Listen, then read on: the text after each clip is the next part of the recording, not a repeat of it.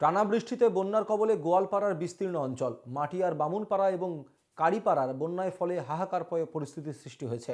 এক নাগাড়ে বৃষ্টিতে দুধই নদীর জলস্তর বৃদ্ধিতে বাঁধ ভেঙে বামুনপাড়ার প্রায় ৫ শতাধিক পরিবার বন্যার কবলে।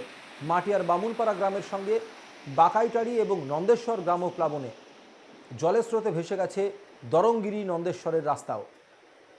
টানা বৃষ্টিতে বন্যার কবলে একাধিক গ্রাম বামুনপাড়ার প্রায় ৫ শতাধিক পরিবার বন্যার কবলে পড়েছে।